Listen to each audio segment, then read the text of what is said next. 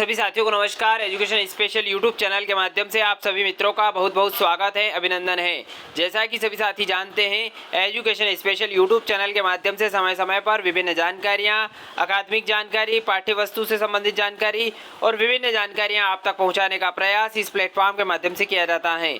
आज हम भारतीय इतिहास के अंतर्गत चौहान वंश के इतिहास के बारे में जानेंगे। इससे पहले चैनल को आप सब्सक्राइब कर लें और बेल आइकन को प्रेस कर लें ताकि आने वाले वीडियो के नोटिफिकेशन आपको मिलते रहेंगे। आज हम जानेंगे भारतीय इतिहास के अंतर्गत history of Chauhan dynasty, Chauhan वंश का इतिहास हम इस वीडियो के माध्यम से जानने वाले हैं। विभिन्न राजपूत राज्यों के उदय एवं शासन काल के कारण हर्षवर्धन के काल 6वीं और 7वीं सदी से लेकर 12वीं सदी तक मुस्लिम सल्तनत की स्थापना तक के काल को भारतीय इतिहास में राजपूत काल कहा जाता है। अंग्रेजों के समय राजस्थान को राजपूताना नाम से जाना जाता था। जिस प्रकार राजपूतों की उत्पत्ति के संबंध में अभी तक किसी मत का सही निर्धारण नहीं हो पाया है, उसी प्रकार चौहानों की उत्पत्ति के बारे में भी इतिहासकार अभी एक मत नहीं हो पाए हैं। इतिहासकारों एवं विद्वानों ने इनकी उत्पत्ति के अपने मत के परिणाम स्वरूप अलग अलग ग्रंथों, अभिलेखों एवं अन्य पुरा सामग्रियों को प्रस्तुत किया है, परंतु अभी तक कोई भी अकाट्य और ठोस प्रमाण उपलब्ध नहीं हो पाया है जिसे पूर्णतः सही माना जाए। चौहान प्रारंभ में गुर्जर प्रतिहारों के सामंत थे। चौहानों की उत्पत्ति के संबंध में अलग अलग मत हैं। अग्निकुंड सिद्धांत, महर्षि वशिष्ठ द्वारा आबू पर्वत पर किए गए यज्ञ के अग्निकुंड से प्रतिहार, सोलंकी, परमार और चौहानों का उद्भव हुआ है। इस मत के समर्थक कवि चंद्रबरदाई, पृथ्वीराज रासोके और कवि सूर्यमल्ल मिश्रण और मोहनोत नैणसी हैं। ब्राह्मण वंश से उत्पत्ति के समर्थक डॉक्टर दशरथ शर्मा एवं डॉक्टर गोपीनाथ शर्मा हैं। सूर्यवंशी क्षत्रियों की संतान मानने वाले समर्थक पंडित गौरी शंकर, हीराचंद ओझा, हम्मीर महाकाव्य, हम्मीर रासो, सूर्जन चरित और बैदला शिलालेख आदि हैं। सिरोह राज्य में देवड़ों का राज्य स्थापित करने वाले राव लुम्बा का अचलेश्वर मंदिर के आबू का अभिलेख 1320 ईस्वी एवं हांसी शिलालेख चौहानों को चंद्रवर्षी बताता है। विदेशी जातियों शक और सिथियन से उत्पत्ति के समर्थक colonel James Tod, William Crooke एवं वी.ए. स्मिथ हैं। Doctor Bhim D R. भंडारकर ने चौहानों की उत्पत्ति खज्र जाति से होना बताते हैं।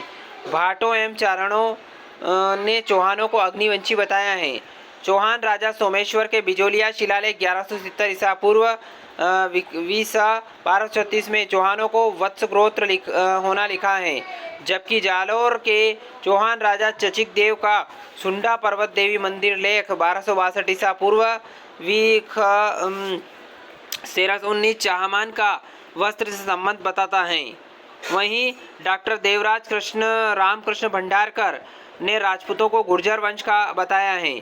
उन्होंने कहा है कि भारत के उत्तर पश्चिमी भाग में गुर्जर जाति का श्वेत हूणों से घनिष्ठ संबंध था। सेवाड़ी अभिलेख चौहानों को इंद्र का वंशज बताता है।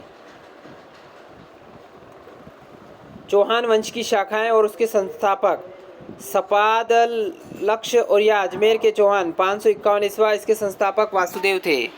नाड़ोल के चौहान 960 लक्ष्मण, जालौर के चौहान 1182 कीर्तिपाल, रणथंभौर के चौहान 1194 ईस्वी गोविंदराज, हाड़ौती के चौहान 1241 देवी सिंघाड़ा, सिरोही के चौहान 1311 राव लुम्बा। चौहानों के मूल स्थान सपाद लक्ष और सांबर व अजमेर के चौहान। पृथ्वीराज विजय में जयानक ने चौहानों का प्रारंभिक स्थान सपाद लक्ष सांबर माना है। चौहानों की प्रारंभिक राजधानी अहिछत्रपुर नागौर थी। परंपरा अनुसार यहाँ की जनसंख्या 1,25,000 थी। इस कारण से इसे 1,25,000 या सपाद लक्ष कहा गया है।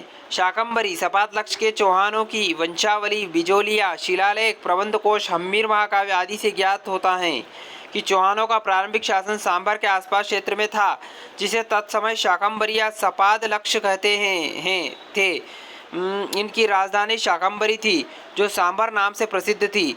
इसी राजधानी के नाम पर शाकंभरीश्वर शंभरीराज कहलाए। जांगल प्रदेश, बीकानेर, जयपुर और उत्तरी मारवाड़ अपनी प्राकृतिक उपज शमी, करीर और पीलू के कारण यहाँ प्रदेश जांगल नाम से प्रसिद्ध था। चाहमान प्रदेश के रहने वाले थे, जिनके राज्य का प्रमुख भाग सपाद लक्ष सांभर तथा इनकी राजधानी अहिछत्रपुर नागौर थी। पुष्कर, अजमेर, हमीर महाकाव्य में नयन चंद्र सूरी व सुरजन चैत्र में चंद्रशेखर ने राजपूतों का प्रारंभिक क्षेत्र पुष्कर माना है। तो साथियों, आज के वीडियो में हमने चौहान वंश के इतिहास के बारे में जाना है। तो साथियों, ऐसे ही अपडेट पाने के लिए आप चैनल को सब्सक्राइब कर लें और बेल आइकन को प्रेस कर लें। बहुत बहुत धन्यवाद। जय हिंद, जय भारत।